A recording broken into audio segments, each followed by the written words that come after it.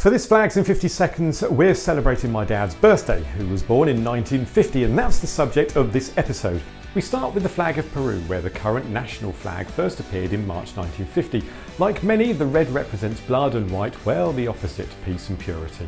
The Protectorate of British Somaliland introduced this blue ensign-style flag, where the badge consisted of a kudu's head with a Tudor-style royal crown.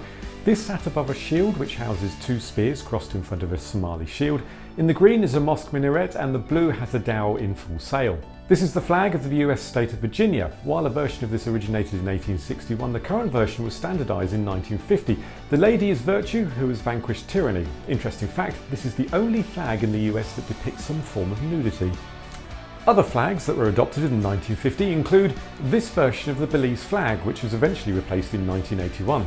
That version appears in another birthday special. Malaysia introduced this familiar looking flag, which was amended 13 years later to the current version. Again, there's a whole episode about that one. And finally, this German flag was used by West Germany, a slightly simpler version of the 1921 Weimar Republic, and still in use by federal government authorities. And there we have it, many different flags which were introduced in the world in 1950, a bit like my dear old papa. Happy birthday, Dad.